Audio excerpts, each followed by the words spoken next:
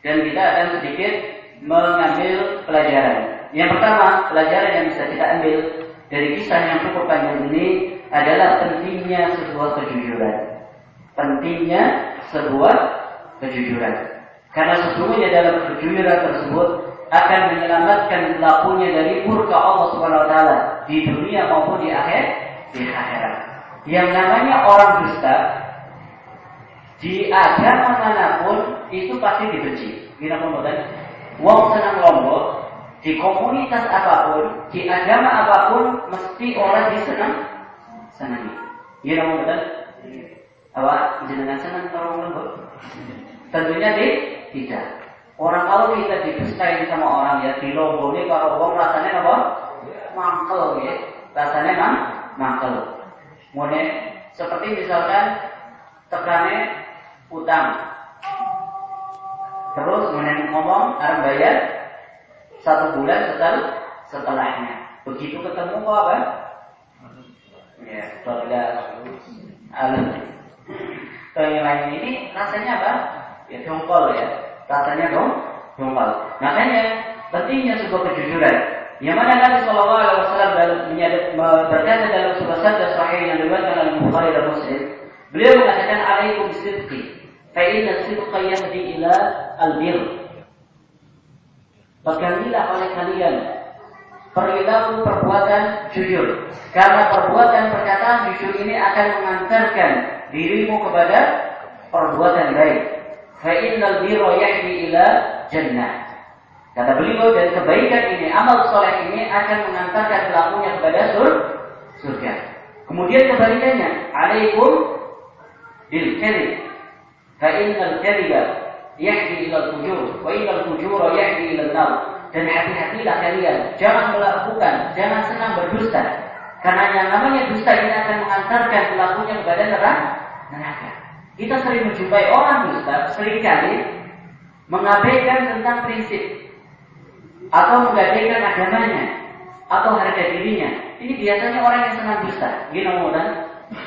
Gara-gara dusta, seringkali orang tidak sadar mengorbankan harga dirinya, mengorbankan tentang prinsipnya. Makanya ketika sudah mengorbankan prinsip, mengorbankan agamanya, tidak lain nantinya akan dijerumuskan ke dalam neraka. Ini yang pertama. Pentingnya kita apa? Berlaku jujur. Yang namanya jujur itu dalam niat, dalam perbuatan, dan dalam apa? Dalam ucapan. Kemudian yang kedua, yang bisa kita ambil pelajarannya dari kisah tadi, hendaknya kita selektif di dalam memilih teman. Karena apa? Berapa banyak?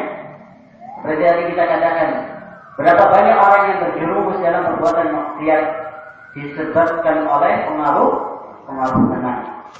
Kemudian teman ini ketika kita tidak selektif di dalam memilih, bisa jadi dia akan mengantarkan pada perkara yang dimurkai Allah Subhanahu wa taala. Makanya Nabi sallallahu alaihi wasallam menjelaskan kepada kita tentang mengukur tentang tingkat kesolehannya seseorang. Kata Nabi sallallahu alaihi wasallam, "Ar-rajul 'ala dini khalili."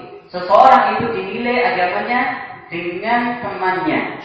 Seseorang dinilai agamanya dengan agama temannya.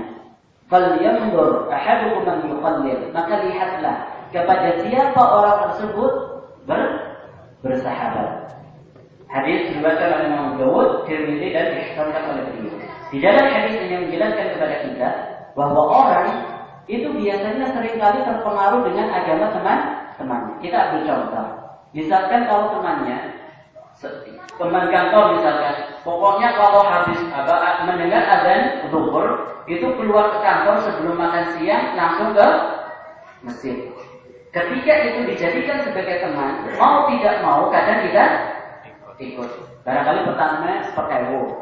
Apa karena sering ditraktir. Mau berorang melu sholat orang ditraktir. Ini yang pertama. Akan tapi dengan seringnya kita bergaul dengan orang-orang baik semacam ini akan menjadikan kita mendapatkan hidayah dari Allah Subhanahu wa taala. Jadi dalam hal ini setidaknya kita harus lebih selektif di dalam memilih teman. Kita mengetahui mana teman-teman yang harus dijadikan sebagai teman. Tentunya dalam hal ini yang harus kita jadikan sebagai teman adalah orang-orang yang baik, orang-orang yang soleh, orang-orang yang paham masalah agama misalkan, biar kita bisa kecipratan ilmunya. Ini yang bisa kita ambil pelajarannya dari kisah Ka'ab bin Malik yang cukup panjang. Insyaallah pada pekan depan kita akan lanjutkan. Allah a'lam.